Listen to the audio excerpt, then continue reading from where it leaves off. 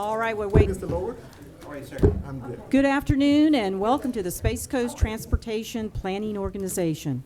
My name is Mayor Kathy Meehan and I will be chairing this board. Next is join me for the Pledge of Allegiance.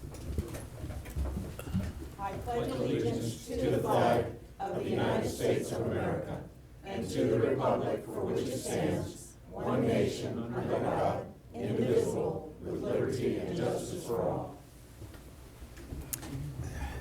Now, anyone wishing to make a comment on an item not on the agenda, please complete a speaker card form located over here. And if you do want to speak on an item, I will call you up when that item is being discussed. Next is we have a little surprise. It's Paul Gugelman's birthday. So let's sing. Happy birthday to you. Happy birthday to you. Happy birthday, dear Paul. Happy birthday to you. Hey, thank you. All right. All right, speech. Anything, any comments? No, Concerns? just glad to be here. You're glad Yeah. you're here. Well, thank you, Paul. It's great to have you here. Is it true that it's his 21st? Yes, and still holding. Yes, very well. Very good. Next is item 3 is our 2019 Bicycle Pedestrian and Trails Advisory Committee Awards, and Kim Smith is here to lead that charge. Thank you, Kim. We do this every year, and it's great to have it. Kim and team. We, of course, have Okay. Sarah and Alex both with our BPAC board here to help Okay. award our recipients today. And people that know me know this is my absolutely favorite meeting out of the year, so I Yes. enjoy doing this. We have a lot of worthy recipients. First, in the category of engineering, I'd like to invite Jim Strohs from FDOT and Zach Eckholtz, did I get close, from City of Cape Canaveral. And while they're getting their awards, I'll just tell you a little bit. Jim is being recognized for his responsiveness on State Road A1A pedestrian safety studies for North and South beaches. These studies are an integral part in identifying necessary improvements and assist in the Space Coast TPO's goal of 0 fatalities. The City of Cape Canaveral, if any of you have been there lately, know that they are doing amazing things for bike ped. They're making it real friendly. They've engaged in several projects such as protected bike lanes, decorative bike racks, trails, bicycle workstations, and it's all to improve bikeability and walkability in their city. So congratulations.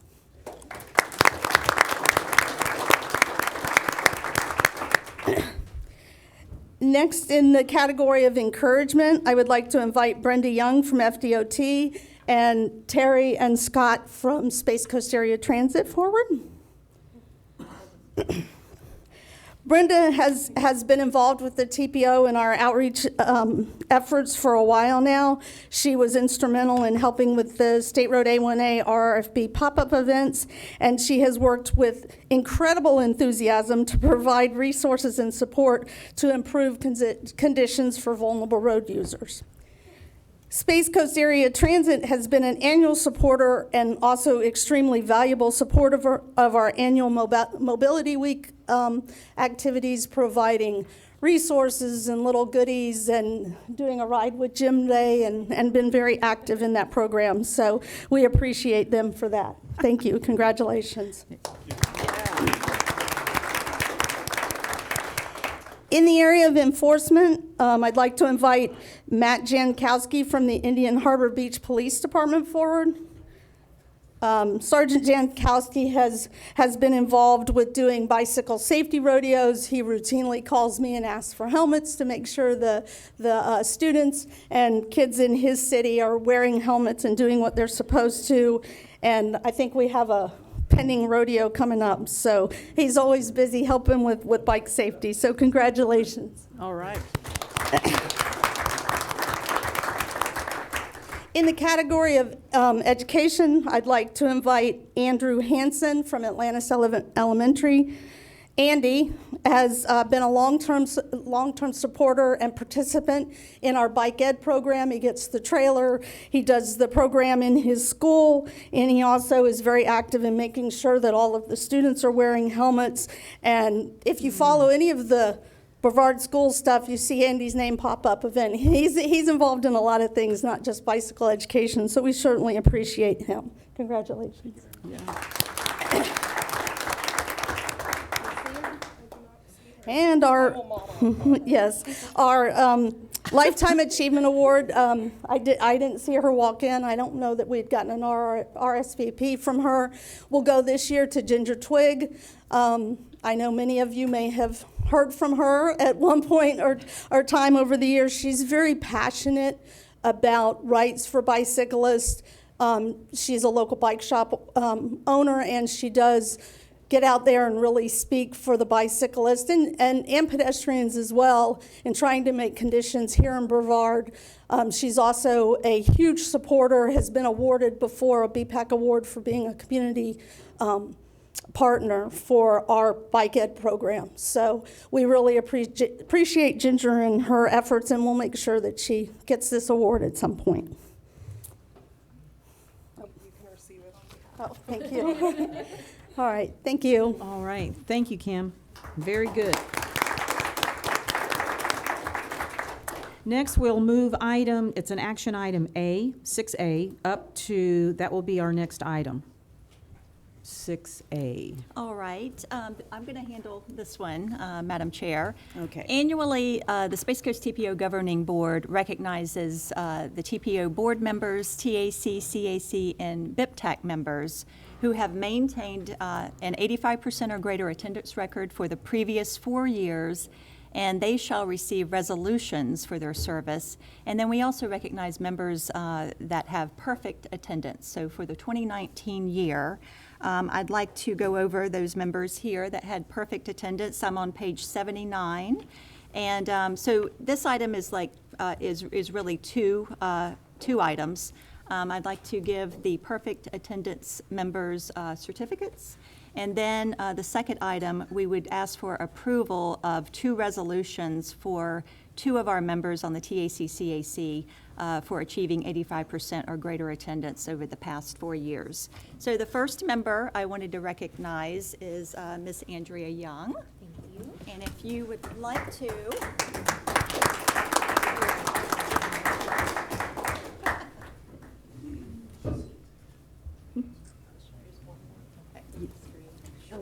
Yeah.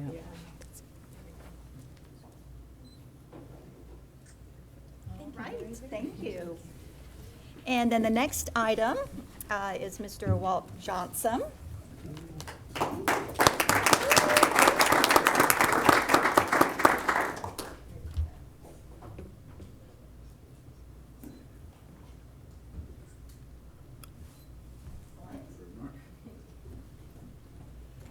And the next one is Miss Lorraine Koss.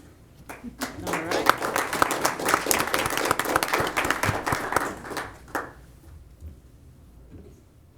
Around the table here.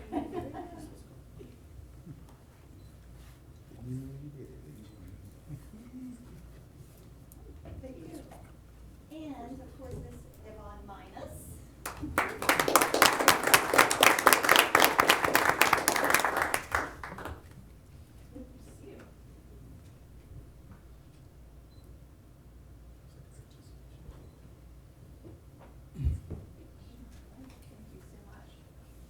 And Mr. Jay Williams.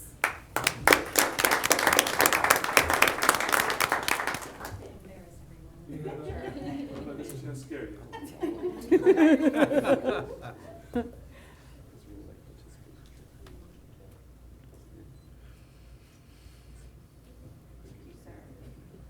And Mr. Brian Lober.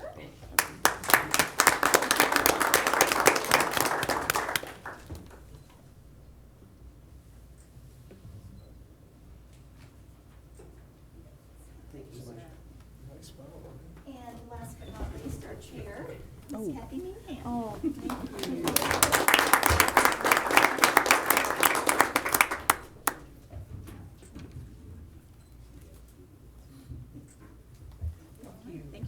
All right. So thank you all for your leadership and for improving our attendance record, which I was so pleased. We've had excellent attendance for 2019, so I thank you all so very much. Is now when we Right. tell you that we came just for the coffee? Well, we are starting to supply treats, which, that's Okay. part of it. All right. But we do need an Yes. approval of this. All right, Yep. so I need a motion for resolutions 20-12 and 20-13. Second. All right, so I have a motion by Commissioner Lober, second by Ms. Minus. Discussion? Seeing none, those in favor say aye. Aye. Those opposed, and I vote aye, and the motion passes. All right, very good. Items 4A, the Executive Director's Report. Georgiana. All right. Wanted to mention, you all have been getting reminders to register for our first annual member retreat coming up on April the 24th at the Center for Collaboration in Rockledge. We would like you to register for that event, but I certainly want to let you know that we are monitoring the situation with the COVID-19 virus. It seems like things are changing daily concerning that, and so, we certainly don't want to put anyone at risk.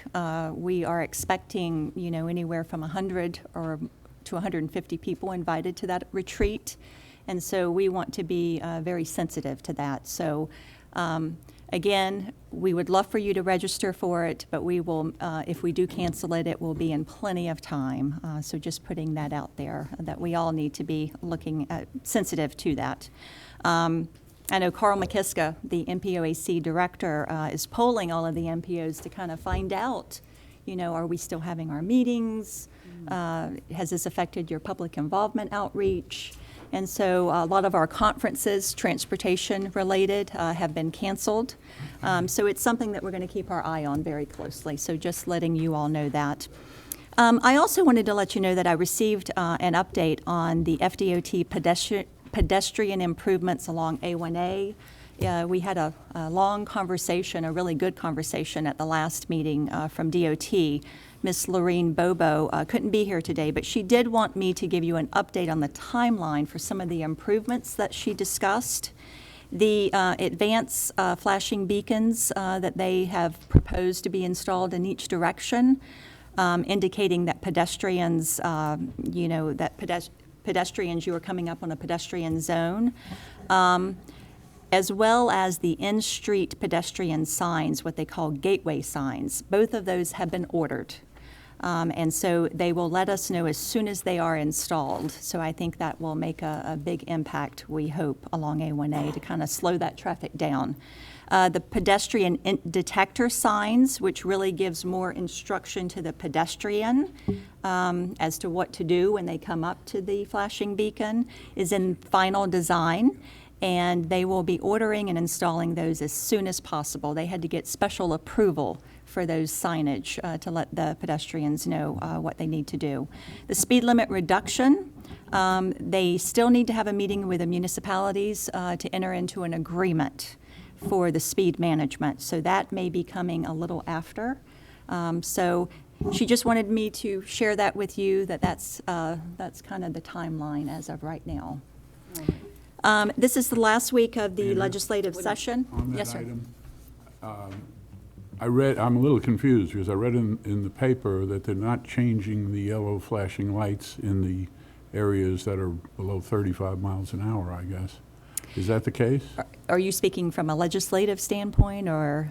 I don't know, to tell you the truth. Well, I do not think DOT is planning to do that at this time. Now, depending on what the legislature, what action is taken, I know that in the House, the bill passed. But there was an amendment that made it a little easier for some of the municipalities to put in a specific treatment that would fit the area better. In other words, you would not have to remove the mid-block crossing completely. There was some flexibility there. But it seems to be bogged down in the Senate, I think. So considering that, if the two bills cannot conform, I I'm don't not know sure. what's so difficult about changing a yellow light to a red light. Kind of confuses Yes. me right there. It should be very easy. It but should be. federal highway is involved, and nothing is easy, I think, And when they're involved. FDOT. And FDOT, they are a big part of it as well. So again, it's the last week of the legislative session. You do have the newsletter in your package. So if you have any questions and you would like us to reach out to any of the bill sponsors or have the MPOAC director reach out to them, we will certainly be willing to do that. I also wanted to mention FDOT's latest road safety campaign. It's called Operation Vision Zero, and it kicked off for the month of March, and it is a high visibility enforcement and public awareness campaign, and it's calling on drivers, bicyclists, and pedestrians to exercise greater caution and obey Florida's traffic safety laws when on the road. And Brevard County Sheriff's Office and the Palm Bay Police Department, along with FDOT, they have identified corridors and intersections within their jurisdiction that really have a very high representation of traffic crashes and serious injuries. And they're referred to as Vision Zero zones. And they're going to receive special attention. And really the goal is education and enforcement. It's not about giving tickets. It's giving them the education and the tools, hopefully, that this will carry forward. And so we were asked to be part of the press conference that they had at the very end of February, and we were happy to be a part of that. So we appreciate that leadership. In case you missed it, from our last meeting, the 2020 TPO elected officers and representatives for the Alliance and the MPOAC, you have that in your package. We shared that with our TAC, CAC members as well, because we thought, they should know who their officers are and representatives from the TPO board. And then last item, we've been asked to be the lead applicant on a build grant for the Florida East Coast Railway.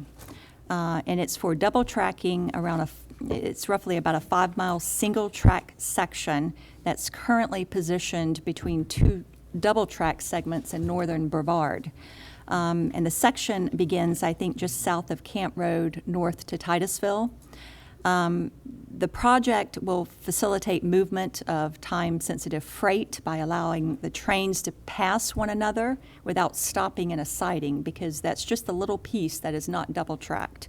It would improve safety and increase fluidity of the rail traffic, and it's part of Florida's strategic intermodal freight corridor. This particular project, FEC Railway originally applied for a CRISI grant. It's a Consolidated Rail Infrastructure and Safety Improvements Grant, but they didn't get it. And so while they were applying for this grant, they did ask for letters of support. The TPO submitted a letter of support. Commissioner Pritchett, as well as the City of Cocoa, submitted a letter of support. So everyone thought this was a good project. The majority of the work is already done. So in other words, when you submit an application like that, that's the bulk of the work, is putting together all of the meat of an application. So we don't think it would have a tremendous impact on the amount of time of staff. And the funding is lined up. It's a $20 million project. $10 million would be federal money, which is what the build grant is, and then they will match it with $10 million. And so we're willing. We've not submitted a build grant or any sort of large grant at the MPO level, although we are eligible applicants. And we think that this could really kind of be a good opportunity for us to partner with our rail partners and submit this grant. But we certainly didn't want to go off and do this without running it by you and getting your blessing. We do not think it will have any impact on any of our other projects. Again, when you submit a project for these large grants, you have to match it. And that is the biggest challenge, is matching it and getting to construction within that proposed timeline. So I wanted to get your feedback on that before we go any further. It's on. Could you just repeat where it is geographically? They said between Frontenac and Camp Road. So it is basically, it looks like the section, it affects two crossings, and that would be at Canaveral Groves and Cross Street. if that sounds familiar? Okay. So that is really, it would only affect 2 crossings, but it would definitely, clear up a bottleneck. When Brightline and Virgin Trains, when passenger rail starts moving and they turned left, or they turn west to go to the airport, any freight that cannot get through there, they're going to have to sit there and wait. So that is part of what the problem is as well. Okay. So what are your thoughts on that? So what's the consensus? Okay, to go ahead? Yeah, Mr. Forster. The matching money would be private. It would be Private. coming from Brightline, yes. But the person, the company that is applying for on- the grant would be the FEC Railway. But Brightline would be the private entity that would be matching it. So they would come up with a 10 million match. Why are they spending $10 million to fix a section of track that's not in their route? Well, they've created the problem. And so this is a way, it's just, they're adding more traffic to the railway. Okay. And they're partners, with the FEC Railway. And so, and they have plenty of money. So, I guess we're all in agreement. All right. All right, well, we Yeah. will move forward with it, and. Be a good partner. Yes, thank you. All right, thank you, Georgiana. Next is 4B is the Technical Advisory Committee and Citizens Advisory Committee, TAC, CAC. Georgiana. The TAC-CAC met on Monday, and at your place, you have a summary of actions in attendance from the meeting. The committees recommend that the TPO approve the TAC-CAC meeting minutes of February the 10th, approval of the fiscal year 20 UPWP amendment, approval of the 2045 LRTP needs plan, that's our long-range transportation plan, approval of the project priorities process and ranking methodology, which we'll be talking about in a bit, and then approval of the draft fiscal year 21 through 22 Unified Planning Work Program. All right, thank you, Georgiana. So I need a motion. All right, I have a motion for approval of 4B by Commissioner Allender and second by Mr. Anderson. Discussion? Seeing none. Those in favor, say aye. Aye. Those opposed, and I vote aye, and the motion passes. Item 4C is Bicycle Pedestrian Trails Advisory Committee Report. Sarah Crum. All right. Good afternoon. I'm Sarah Crum. I'm the Multimodal Program Specialist. The BPAC has not met since January, so I have nothing to report in regards to minutes or action items. However, I wanted to let you know about 2 events. The first is the Complete Streets Walking Workshop. That we hold an annual walking workshop with our BPAC, and so everyone is invited, even though it's the BPAC's event. So if you would like to attend, please let me know. We will be at Hickory Street this year in Melbourne, the Yes. brand new complete street that I hear is 99.99999% done. That's right, 99999. Yeah. Yes. On March 30th, 2020. So please just let me know if you'd like to attend. The second item is, in your agenda, you will find the Trail Trifecta flyer. And as of yesterday, due to concerns over the global pandemic, there have been changes. So I just want to briefly go over them in case anyone was planning on attending. So the Wednesday, March 18th, Bicycling and Tourism Conference is being postponed until further notice. Date has not been changed. As I said, this was literally, decision was made at 3:30 yesterday, so we're still working on all the details. So we will announce that when that is rescheduled. Thursday, March 19th, the St. John's River Sea Loop Summit is being modified. The keynote will be available in person or live streamed, so you will still be able to, if you are interested in seeing Dan Burden speak, either come to, thanks the Titusville Chamber, the City of Titusville for hosting us in their chamber. You'll be able to come see him present, or we will be live streaming it as well. The breakout sessions are to be scheduled as webinars in April. Friday, March 20th, the Action Plan Workshop with Office of Greenways and Trails has been postponed. And however, Saturday, March 21st, everyone's still welcome to come ride on the trail with the City of Titusville and the Titusville Chamber, and they will continue to have their annual ride as planned. So hopefully you can get up and come ride with us. Yes. That's all I have today. All right, thank you, Ms. Crum. Any comments, any questions? All right, thank you. Thank you. 4D, the Florida Department of Transportation report. Jamie?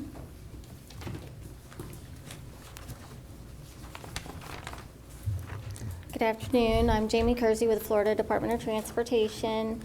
On top of the normal construction maintenance reports that you get in your packages, there's also a public hearing notification for the State Road A1A from north of State Road 518 to Volunteer Way. It's the intent of the project is to increase pedestrian safety by constructing a new 6-foot wide concrete sidewalk. And it's going to be held on April 2nd from 5 to 7 at the Indian Harbor Beach City Hall.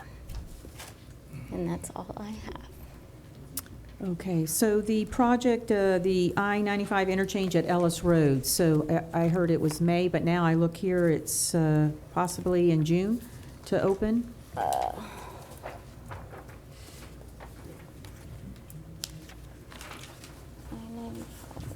Okay, estimate, spring of 2020, Do okay. you have the I-95? Their contract time is till June, but the contractor has expressed that they want to finish early by May. Oh, okay. Which was the original contract time. Okay, all right, thank you. All right, anyone else? All right, thank you, Jamie. Thank you. Next is the item 5 consent agenda. Georgiana. There are 4 items on the consent agenda. I'll read them aloud for the record, and they can be passed as one motion. 5A, approval of the TPO Governing Board meeting minutes of February the 13th, 2020. 5B are committee appointments. 5C, acceptance of the fiscal year ending September 30th, 2019 audit by James Moore and a company, with no findings or corrective actions for our audit. And 5D is fiscal year 20 Unified Planning Work Program Amendment. And this amendment is so that we can deobligate funding that has not been spent in a project, on a project, that we can roll that money forward into the new year in our UPWP. Move for approval. Right. Second. All right, I have a motion for approval of the consent agenda, item 5A through D by, was it Mr. Jordan? All the time. Okay, and second by Mayor Williams? Okay. Discussion? Seeing none, those in favor say aye. Aye. Those opposed, and I vote aye, and the motion passes. All right. Item 6B, approval, of the 2045 Long-Range Transportation Plan, Needs Plan. And Stephen is here to report. Good afternoon, everyone. Stephen Bostel, I'm the Transportation Program Manager with the TPO. I have the privilege of acting as the project manager for our long-range transportation plan. And so I'm here before you today to give you an update on where we are in the process. We are at one of our key milestones is our needs plan development. So as you're all aware, we have a lot of transportation needs and only so much funding to go around. So that's kind of what I'm going to go over today, how we've gone through the process of developing our needs list. And so the agenda overall for the project, or my presentation, talk about a little bit about where we're at in the overall process, just to remind you, in case you've forgotten, because I've been up here for about 2 years now, talking about different steps as we've moved along. And then go over our stakeholder public outreach, show you what some of our draft needs are shaping out to be. And then I'll have Franco Saraceno, one of our consultants, come up and talk to you about our revenue forecast. And then we'll go over our next steps. And so in the grand scheme of the transportation planning process, the long-range plan is at the very beginning for a project. So in order for any transportation project to see federal transportation funds, they must be in our long-range plan. And so that's where we're at in the overall process of a project. And so as I mentioned before, I've been up here for going on a couple of years now talking about this stuff. And so we started in the summer of 2018. We're currently working on the needs list. And then we will have to work through project prioritization and plan adoption this fall in September. And then so we've done a lot of outreach. I've showed you guys the cool videos that we've done, a lot of social media outreach. and to develop our goals and objectives, and also to find out what people's priorities are when it comes to safety, the environment, things like that. And so we got all of our technical stakeholders together. We met with all of the ports, tourism, all the municipalities. We broke it out into a multimodal meeting, a North County meeting, South County meeting, and a beaches meeting. These are all of your technical staff people that you have within your agencies that we got together to go over all of the work we've done and to see if we missed anything in this big long list that we've put together, because it has to get in the list in order for us to work on to the next step, which is figuring out which projects are cost feasible in the future. And then so yesterday, we had a terrific meeting with the environmental group. It was the first time we really met with all of these agencies. We're trying to do a bit better of a job to kind of get everyone on the same page to see what opportunities there are moving forward in the future. And Port Canaveral was great, our gracious host. We got to meet in the tower. It was really good. Thank Bob Musser for getting us in there. It was a great meeting. And as on those same days with the north, south, and beaches area, we also had public open houses. As you can see, the long-range plan doesn't exactly bring out a huge crowd. So we didn't have a ton of people come, but we did have a lot of public outreach online. And so we really got the message out there online that we were having these public open houses, and we even did our first Facebook Live going over all of the steps that were in the open house. So even if people couldn't make it there, we tried to get in front of them and let them know what we were up to. And then so that's overall how we've gotten to where we're at. Everything that's fed into everything prior to the needs list. And so a lot of our projects were carried over from the 2040 long-range plan. We've unfortunately heard a lot lately about project deferrals and things like that, just because there isn't enough funding to go around. So there's still a lot of the same projects in the pipeline. We do update the long-range plan every 5 years. And just because some of these projects take so long and there's limited funding, they do kind of hang out in the long-range plan for a while sometimes. And then so we also have folded in the projects that are already in process, but the next phases might not be funded yet, that are in the TIP in the work program. And then we've also taken a look at everyone else's plans and developed a plan synthesis summary, which I'll talk a little bit more about in a slide or two.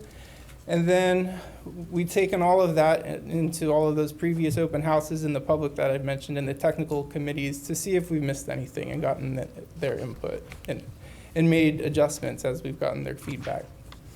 And so the plan synthesis, our consultant staff, our TPO staff, we took a look at over 100 different statewide and Brevard County specific plans, because the TPO has done a lot of planning, your agencies have done a lot of planning. There's no shortage of planning, but it's all about trying to figure out how we can move things forward. And so rather than try to come up with new things, we just pull from all these existing plans to find out what everyone's priorities are. So we have the state and county-wide plans, a lot of the studies that the TPO and DOT has done, modal plans with bike ped, transit, ports, and freight, environmental agencies, goods and services plans, comprehensive plans, and community redevelopment agency plans. All were taken, we all took a look at all of these to identify what transportation projects within those might be a good fit for federal funding. And so with that, we've kind of broken them out into different categories. And we'll talk about the funding associated with each of these categories a little bit later, but for our discussion about the different groups, we've broken it out into safety projects. We've heard safety is #1 priority across the board. We need to do better and support our Vision Zero initiative. And then roadway capacity and intersection projects. These are your really big projects that tend to take a long time, tend to be the best fit for federal funds. And then we have our study implementation projects. Again, I mentioned we've done a bunch of different studies between DOT and the TPO. So these will be projects that still need work. Some improvements can be done from those studies. And then other plans that have already been completed include our bicycle pedestrian master plan, the transit development plan and bus rapid transit projects that were identified in the last long-range plan. And so those are all plans that have already been approved and been before you all at a time prior. So it's good and had a lot of input into all of those individual plans. And so getting into the actual lists, so we have a printout. You might not see them great on the screen, but there's a handout at each one of your places, broken out by jurisdiction, and underneath each one of the categories that we have. And then we also have a map that has them all mapped out as well that you can refer to. And I don't have them all up on the slides, and we're not going to go through every single one of them, just in the interest of everyone's time. And as I mentioned, not many of them are new to all of you. So we've got all of our safety projects. Many of these were studies that were done by the TPO. And we identified some projects in those studies that still need to move forward. So those are still listed as our safety needs. And then the roadway and capacity projects. These are mostly all projects you've all seen before or heard of before, with the exception of I-95 widening from 192 up to Wickham, I believe. Did I get that right? Going off the top of my head. O'Galley up to Wickham. O'Galley to Sorry. Wickham, yeah. And so that is a new one. It's DOT has identified that there'll be need to widen that to 8 lanes in the future, just due to we've already got significant congestion there, and we don't see it going away anytime soon, and neither do they. So that is one new one on here. But for the most part, all of these have either been on here or been before you before. And we've got our bridge replacements on there too. So that is something that we've learned that we need to make sure that we include in our needs list as well, with the NASA Causeway Bridge and the 401 bridges that we added into our last long-range plan as amendments. And then so we have our intersection projects, again broken out by jurisdiction. We've got a couple for Brevard County, Cape Canaveral, A1A at North Atlantic's been a big one that's been discussed quite a bit, and quite a few in Melbourne, Palm Bay, Titusville, and interchange improvement at I-95 and 524. And then, again, we have more studies that identified a lot of different improvements that have still yet to move forward, that were either done by FDOT or the TPO or another entity. And so those are listed in our needs plan as well. And then we have all the projects from our ITS master plan. In order for us to continue to build our communications network and get ready for connected autonomous vehicles, we've carried that list forward. That came out of that plan. And then all of the bicycle priorities that came out of the bicycle pedestrian master plan, as well as the pedestrian priorities.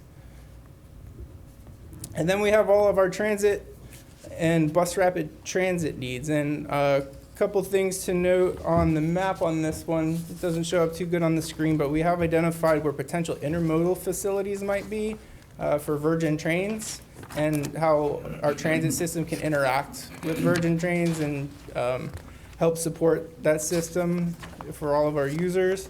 And so there's we show a potential location up at 528 in US 1, as well as in Rockledge on US 1 or on Rosa Jones Boulevard. And then the Melbourne Airport has still shown interest in having some sort of rail facility potentially in the future. I believe it's in the land use master plan that they developed. And I also spoke with Port Canaveral staff, and they mentioned that they're,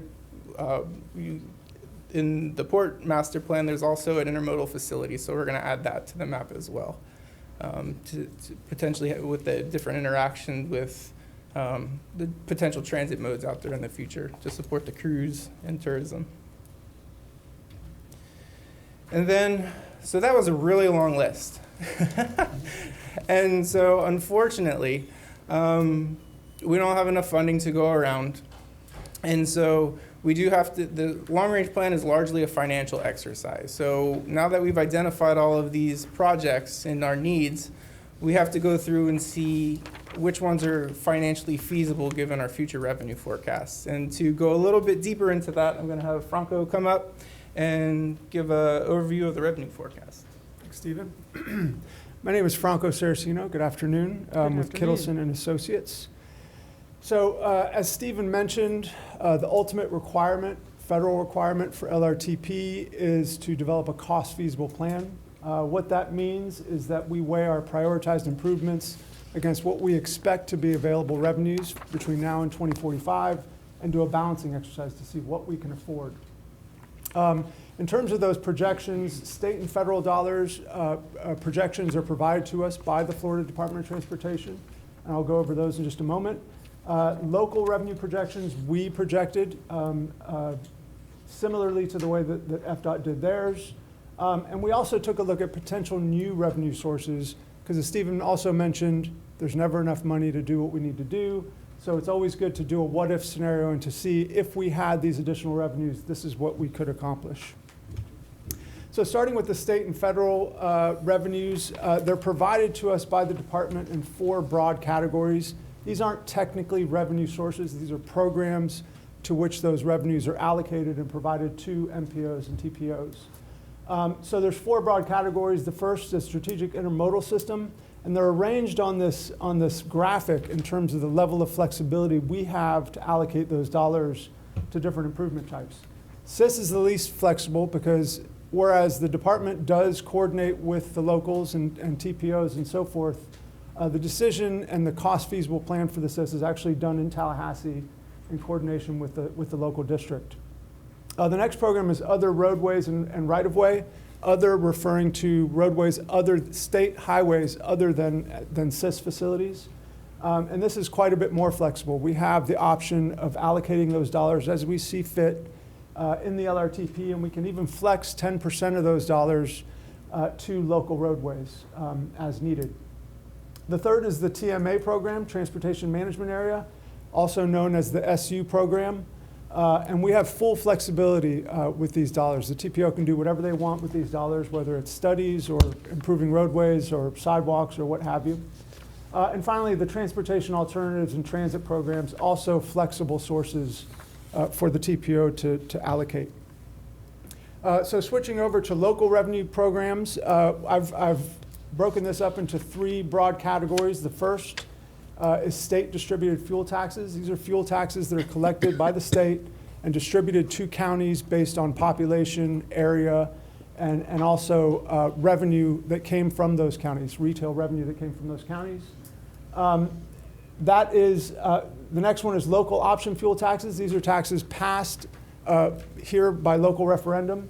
And finally, transportation impact fees, which is the most flexible. We can do whatever we want with those funds, provided that we're adding capacity to the system.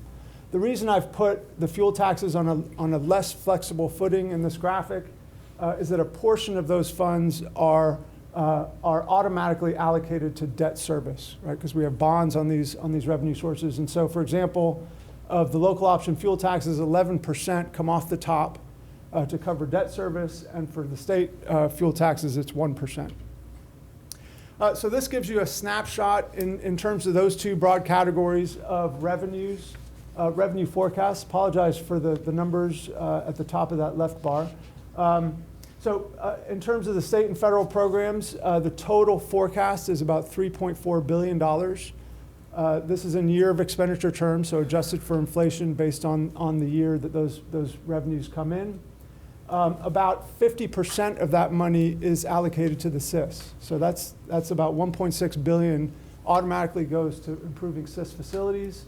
About a third is allocated to the other roadways program, and the rest goes to the SU or TMA and transit and TA programs. So not a lot that's flexible in those state and federal dollars.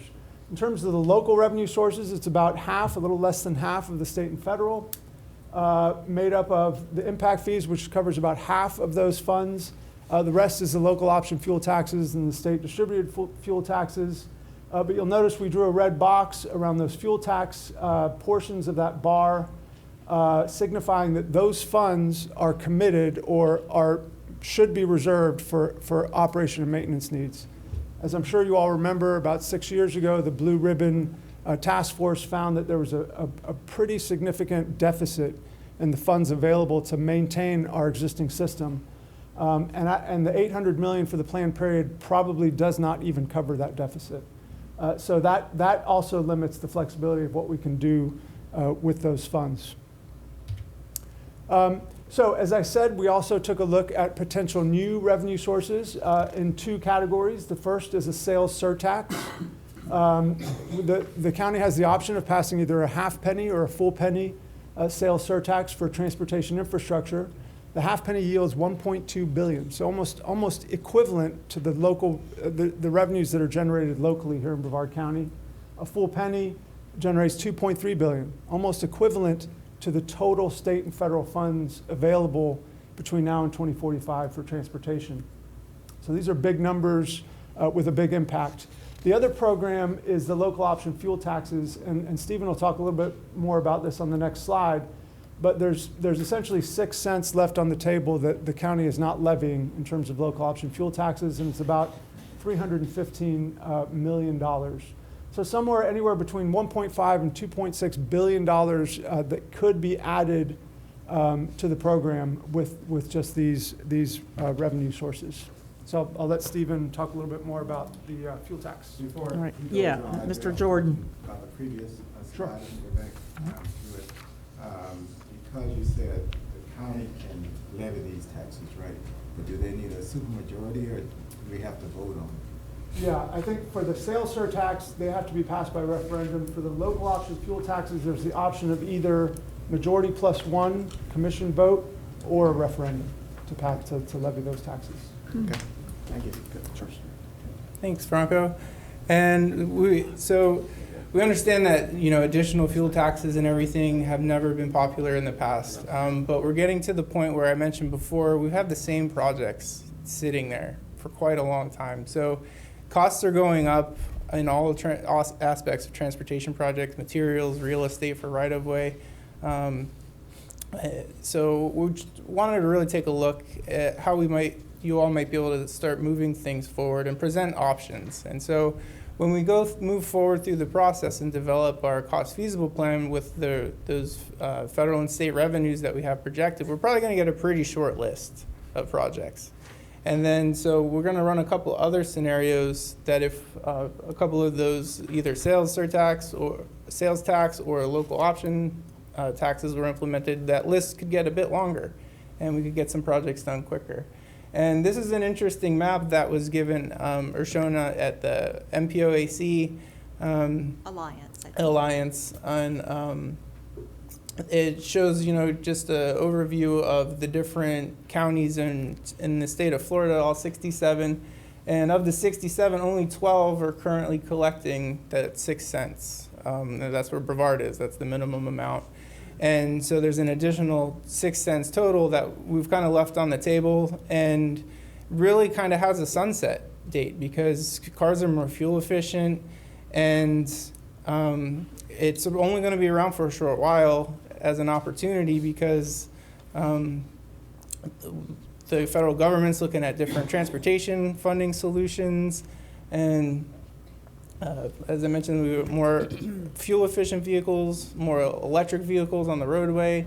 And so as those vehicles continue to increase, the gas tax option will be less and less of a beneficial opportunity. So as I mentioned, there's really kind of a sunset date on it. We don't know when it is exactly. It's up for debate. But this is more of a short-term solution that could be done in planning time frame relatively quickly if it had support. And so we just wanted to present that as an option for everyone to consider, and as well as take a look at some of the other counties that have taken the opportunity, 31, to leverage the full local option gas tax. And if you've been to some of those areas, maybe you know what transportation's like in that area, but the fact of the matter is things are growing a lot here in Brevard, and we need to try to get out in front and see if we can get some of these projects done a little quicker, in my opinion.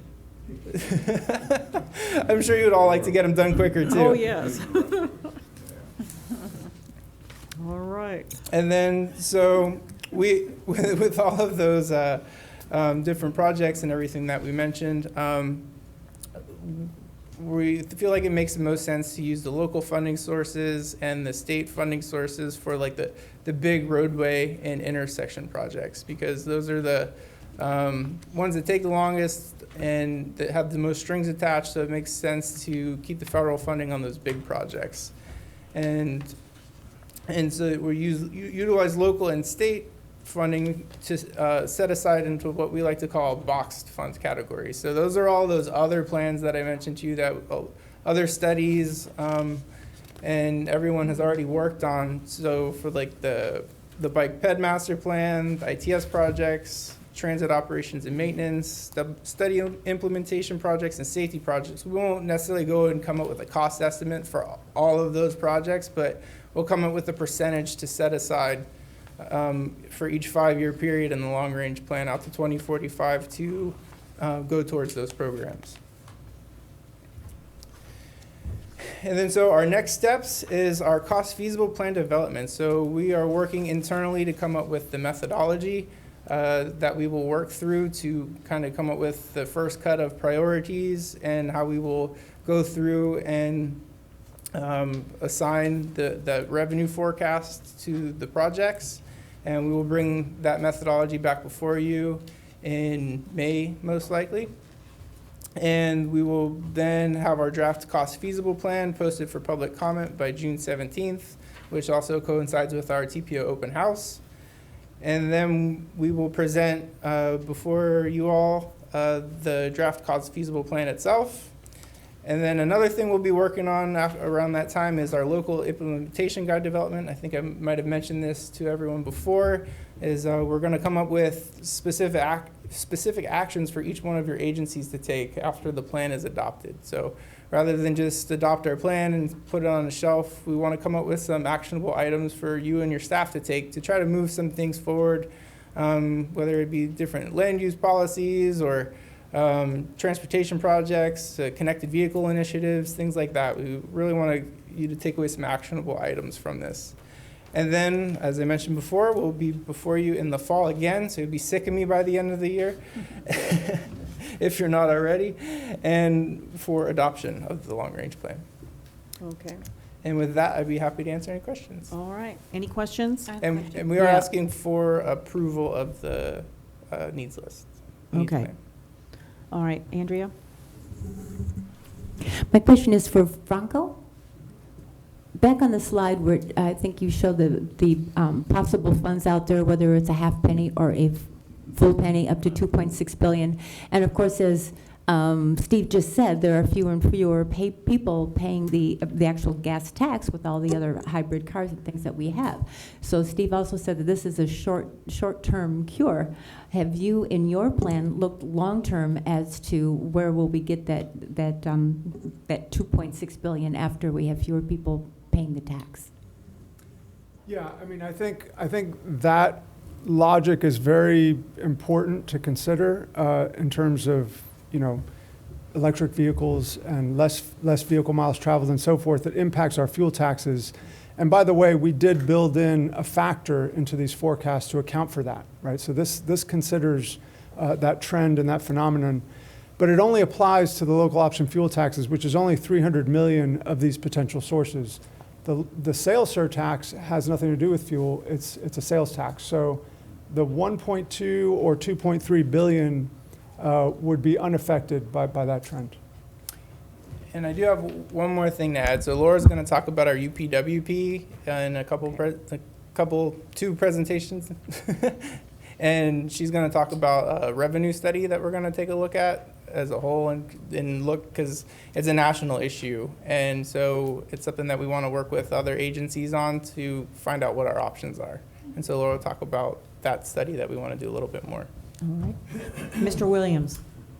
Yes, I saw something I thought was rather interesting in the comments from the methodology survey results on page 100. This is a transparent process. It's a public process. We're talking about the next 25 years. And the great thing in this comment is that will never happen. It says, rights-of-ways should be procured earlier in the planning and design phase. Once the public is informed, the prices skyrocket. We don't have, there's no way to hide That's what right. we're gonna do and be able to save some money on purchasing right away. It's just That's the way right. it is It's- through the process. You know, people could speculate on what they're seeing here today if they wanted to. But as things firm up and money comes in and things rise up on the prioritization list, it's just the way it is. Yeah, that's correct. All right, Georgiana. I just wanted to mention, that is true, but there are opportunities where a municipality could be somewhat proactive. For instance, the city of Palm Bay, for Malabar West, they have about 50% of the right-of-way for that project. And it's just moving into the PD&E phase. So looking that far ahead and trying to secure the right-of-way beforehand, that is extremely important. But you do have a very good point as well. All right. Anyone else? All right, so what, oh yeah, Mr. Googleman. Yeah, I was trying to identify on this map a road that a plant road that I was having problems finding in the actual needs summary, and it's the dashed roadway that runs just to the west of I-95 in the Melbourne Palm Shores area. Yeah, so that is the Washingtonia Extension. extension. So that is something that was looked at in the last long-range plan. It's been in there for a while. And with the thinking that, it connects to the Parkway and brings you up to Vieira. And we actually tried to move that forward a couple of years ago, but it was found to not have the benefit cost at the time, just due to the high cost of right-of-way acquisition, because a lot of homes had to be bought.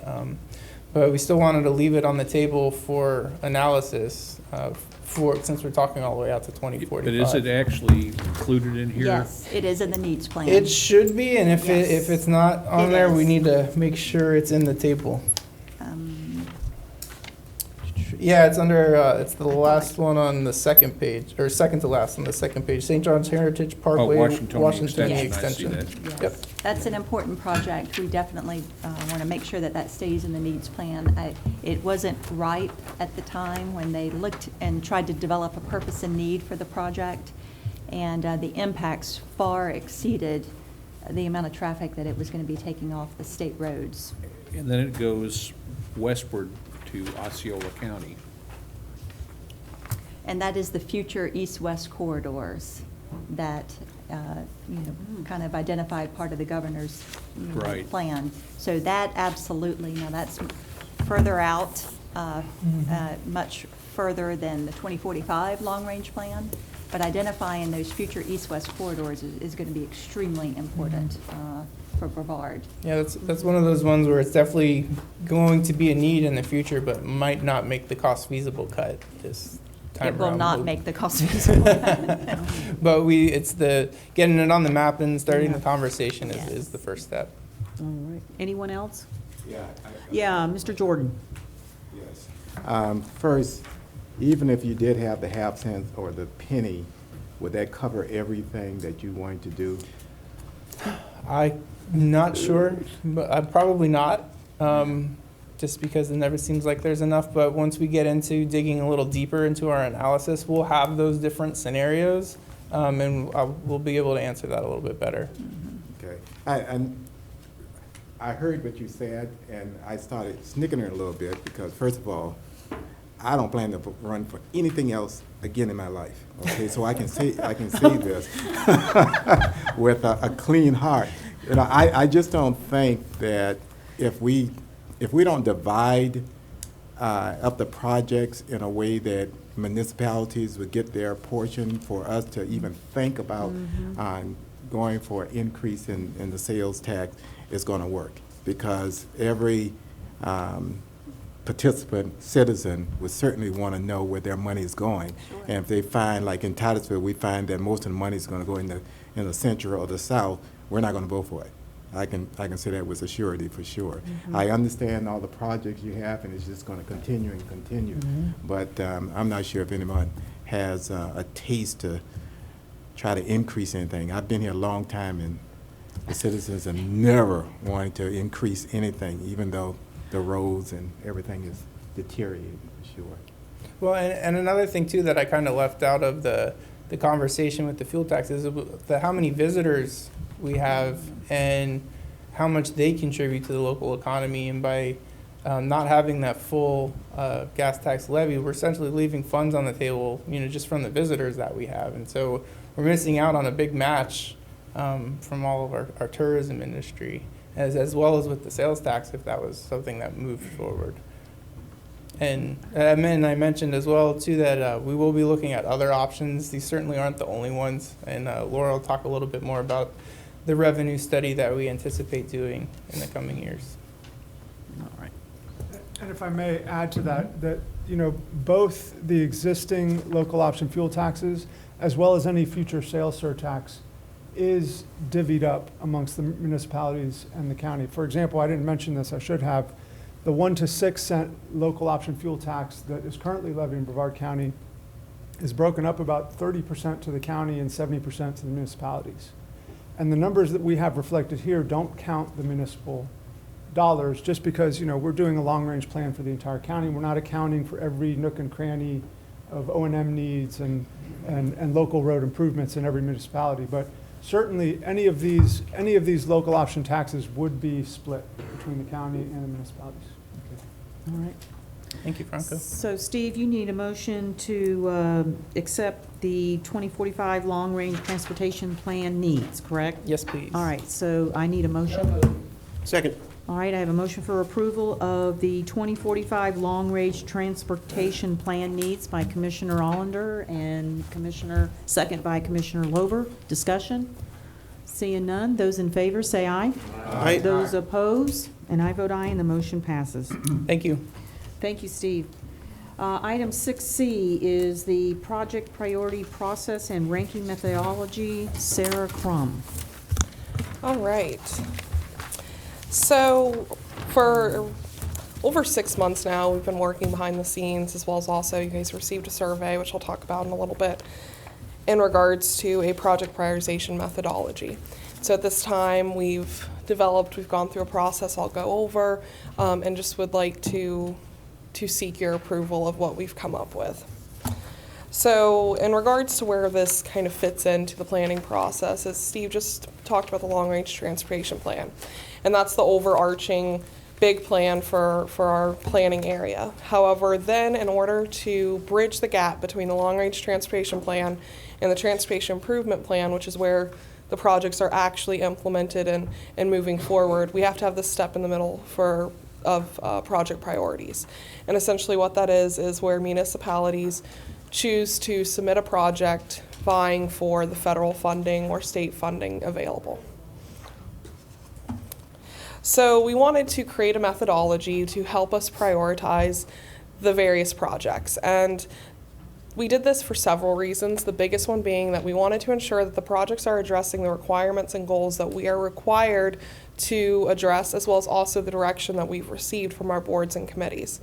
So we looked at the governing board strategic plan emphasis areas, the FHWA planning factors. Those are planning factors that we are required to consider throughout all of our planning processes. Another item that we had to take into account is that FDOT wanted us to generate a single list. As if you recall from previous years, for those that have been here, our priority list has been divided, where it's had roadway projects, studies, bicycle, pedestrian, or transportation alternative projects, regional trails, ITS. They've all had kind of these multiple lists. FDOT wanted us to be able to take all those lists and squish them together into one single list. So that begs the question of how do you begin to compare a large capacity project against a regional trail project or an intersection project or a sidewalk gap somewhere. And so we really had to dig in and try to figure out how could you do that, or how would you even begin to do that. We also have to consider our performance measures that, once again, FHWA requires us to have. And then we want to take into account the long-range transportation plan goals, because what is the purpose of having a set of goals and objectives outlined if we aren't actually following through on them? So that led us into our development process. Laura and I spent months of research. We basically wanted to go out there and see, is there already something that we can just pull off the shelf, plug and chug, we're good to go, and let's push forward? And the answer is there wasn't. So we did a lot of research and looking at how other places might do it, how other MPOs maybe organize their lists, looking at all of the different plans, basically doing a cross-section comparative analysis of what is covered by FHWA, what is covered by the strategic plan, LRTP, looking at all those different factors. And what we did is we developed a list of potential scoring factors. We then sent that out to the boards and committees via a survey to help us see where we were at and start aligning that criteria. We did that. We then took it to the transportation subcommittee. We gave them a presentation, as well as we also offered them a comment period of about, I believe it was 2 weeks. We then continued to tweak, massage, and we feel like we've gotten it pretty spot on at this point. So we've completed our committee presentations, and now we are here giving you the board presentation and asking for adoption.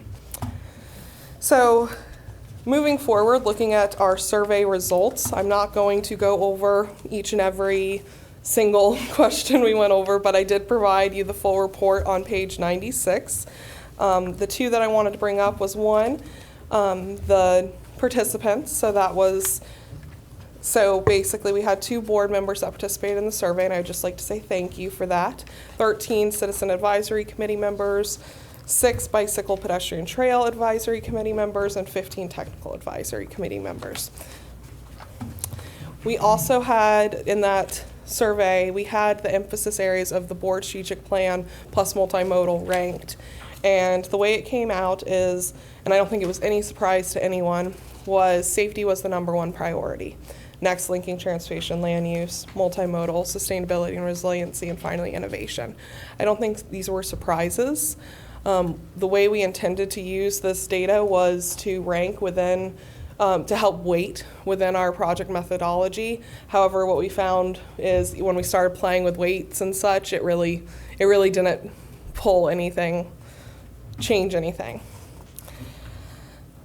So after we completed the survey, as I mentioned, we continued to tweak and edit, and then as I already went through, the transportation subcommittee was able to review, we made edits, and then the committees. So the first step in this methodology would be seeing if a project is even eligible. And that's important because we don't want to be putting items on our project priority list that can't even receive the funding or aren't ready to receive the funding. And so we basically developed just a set of questions that's really simple. It's just basically, is it in the long-range transportation plan? If it isn't in the long-range transportation plan, it is not eligible to receive federal funding. Is it on the functional aid eligibility list? If it is a roadway, so I'm not talking about sidewalks or trails, but if it is a roadway, if it is not on the functional aid eligible list, it is not eligible to receive federal funding. Is it ready to be implemented within the next 5 years? We have had projects where we've actually funded projects and the municipality has come back and said, we're not ready to do that project. And that's not a situation that we want to be in. So we want to make sure that these projects are good to go. Does it have local support? So have you put the blessing on it? Has the public been informed or engaged? Which isn't really a requirement, but rather we just want to know. And then if project is to be implemented by a local, are they local agency partnership certified? It's if your municipality is receiving federal funding, you have to either be able to deliver on a LAP project or have another municipality deliver it for you. And so that is a steps through FDOT to basically ensure that there's confidence that the project will be delivered and delivered properly. So that then moves into our screening criteria that basically we'll screen every project with. I'm not going to go over every single individual item within those lists. They are page 90. I'm going to provide you kind of with an overview. So as far as the safety, basically we created criteria that targets high crash and high speed corridors to try to address the safety concerns. For transportation land use, we focused on projects that would improve access to community resources, activity centers, economic drivers, sustainability and resiliency, improves drainage, stormwater, water quality, or considers sea level rise. Innovation is projects that improve travel time reliability or include a unique solution, such as ITS. And then finally, multimodal, projects that address our bicycle, pedestrian, or transit needs. So we then would take that scoring into which would be our quantitative score. So basically each project could receive 0 to 100 based upon those various factors outlined in the packet starting at page 90. And so that would be the first score that's available to a project. Next would be the qualitative score. This is because we recognize that some of the smaller municipalities may not be able to pull as many points within the quantitative, that there's that human gut test, that maybe a project is ranking very low, but it's actually vital for our communities or for our county, as we don't want to stay in this little data bubble and not consider all items. So basically the qualitative score would be based upon a consensus recommendation by our transportation subcommittee. And so they would be able to make the consensus that yes, this project should get 5 extra points or 10 extra points or whatever it might be. We chose it to go up to 15 because when we were looking at the scale, basically that seemed to be enough to actually bump the projects. I believe what it was is that was enough for the 10th project to become number 1. And so it was enough to actually make movement. Finally, once again, we don't want to be making these decisions within a closed, confined space without everyone's approval. And so finally, there's the discretionary ranking. And basically what that would be is where at the end of it, we have our quantitative score, our qualitative score added up. We have all the projects outlined in a list, and then the committees and boards would be able to, based upon consensus, move a project within the project priorities. So if this board felt like, let's use Ellis Road for an example, because I know where I know where everyone wants it, is, if it shows up as 20 based on the quantitative score and the qualitative score, this board could vote to move it up to number 1 on the list, or it just as an example. So once we've flushed out all of the different rankings and the scorings, we will then have our project priority list at the end of it to submit to FDOT to begin actually filling in where those funds are available. So that's where we're at, and here's kind of our next steps is on February 27th, we did issue our call for projects to the municipalities. And on Monday, if this methodology is approved, we'll be issuing a supplemental application based upon the criteria within here. April 6th, we'll do a kickoff meeting and for the solicitation of projects with the Transportation Subcommittee. May 29th, applications will be due. June 11th, we will take the draft priorities to the Transportation Subcommittee, where then we'll have that opportunity to have that qualitative score discussion. June 17th, we'll present it at our annual open house. June 29th, the BPAC approval. July 6th, TAC-CAC approval. And then July 9th is board adoption, so your approval. And also that opportunity for you to use that discretionary process. So, Okay. With that, I'm requesting approval of the project priority process and methodology. All right, thank you, Sarah. Any questions for Sarah? All right, seeing none, so I need a motion. Motion approved. All right, I have a motion for approval by Mr. Jordan, second by Mayor Williams. Discussion? Seeing none, those in favor say aye. Aye. Those opposed, and I vote aye, and the motion passes. Thank you. Thank you, Sarah. Yeah, Mr. Jordan. Yeah, why is there such a big difference in the date from the application due, which is the 29th, and the kickoff meeting? What's going on there? Is the application... Between April 6th and May 29th, we want to Yeah. give the opportunity for the municipalities to fill out the application. Well, that's really the root of my question. Is the application a big, long application? No, but we recognize, I mean, Laura's holding it right now. Well, pages? But it also gives the opportunity for local councils, if Thank- local Yeah, jurisdiction wants if to they have submit it to- to their council for approval. Okay. Yes, and All that's right. really important, yes, Yeah. to go to the councils, which also provides an additional public involvement component as well. So we want to make sure that the councils and the county commissions support any new projects that come Okay. to us. That Thank makes you. sense. All right, that makes sense. Yeah, It's it almost makes like a multiple choice question. The application's very easy. We just want to give the opportunity for staff to work with Okay. their electeds. Thank you. All right. Yep. All right, thank you, Sarah. Thank you. Next is item 6D, transmittal of the draft fiscal year 21 to fiscal year 22 Unified Planning Work Program. Laura.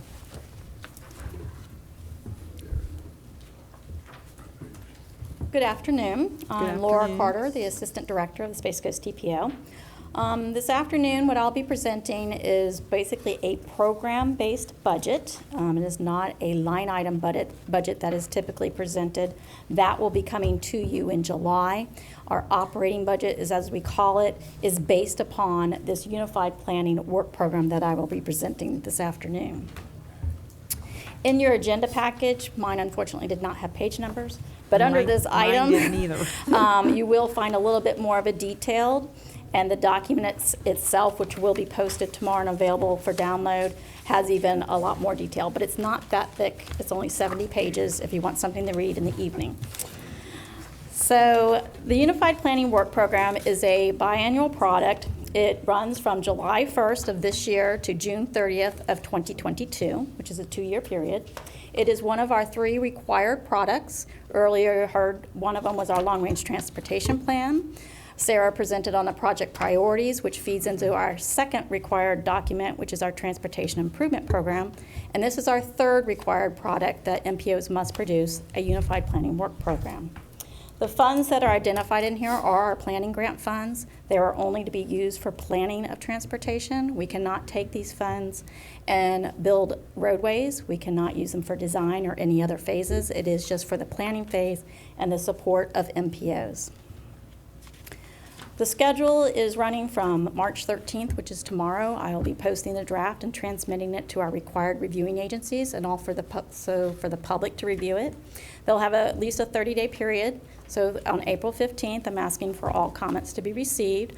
I will address all of those and incorporate them into a final document, which will be brought back to the board in May for approval. Once it's approved, I submit it to the Florida Department of Transportation. They do their magic and do whatever they need to do, and it becomes effective on July 1st. We break up our planning product into 6 tasks, and I'll briefly go over each of those. Again, this is program-based, not line item. I will have a little bit of that at the end here, showing where the funds are and some of the distinct line items that they do go to. But under task 1 is where we do all of our management. That's where your agenda packages, the time spent compiling them, working on agenda items, working on our financial management systems, the actual work done to produce the UPWP is charged to this task, and our certifications are also covered under here. This is also where we work on developing our strategic plan, both for the staff and for the governing board.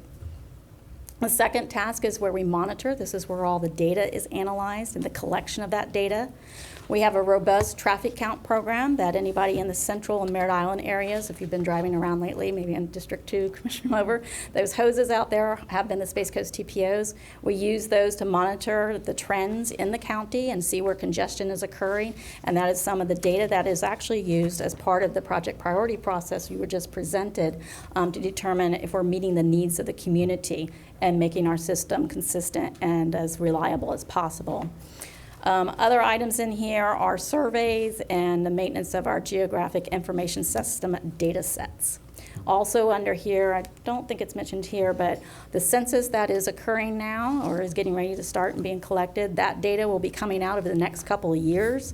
And because this UPWP does go over a 2-year period, actually it's 2.5 years from now, we'll be taking the information that is available in the census and using it in our planning products. Task 3 is the Transportation Improvement Program. It is where we do our project priorities and all the requirements we are must do by federal highway to have that adopted and submitted each July.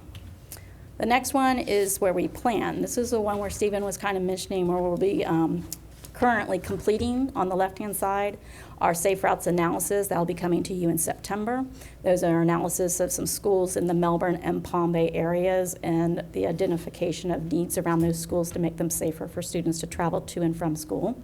Our long-range transportation plan, Vision Zero action plan, and our intelligent transportation system master plan will be completed at the end of this year. Upcoming is a transportation resiliency action plan. We are working, just starting now with scoping on that. We're getting stakeholders together, probably environmental agencies, and looking at what elements we need to look at in Brevard County to make our transportation system resilient. The Florida Department of Transportation, we have a partnership with them to look at a North Brevard freight analysis specifically related to space needs. Hoping that will come up in the next year. North Brevard also is going to be, we're working on a trails wayfinding plan that will identify what kind of signage should be consistent on all of the trails in the North Brevard area, so there's consistency, and when people are out on the trails, they'll know where they're at, mile markers with amenities also. Also with the trails, we'd like to do a South Brevard Trails Master Plan. We've worked significantly in the north, and we have the rail trail, the coast to coast. We do have in the South Brevard Total Trail, and it looks like we probably would like to revisit that, look at what kind of public-owned lands are still available, and what that master plan looks like connecting all of Palm Bay's and Melbourne's and Malabar's trails together. And lastly, at the completion of the long-range transportation plan, looking at alternative revenue sources.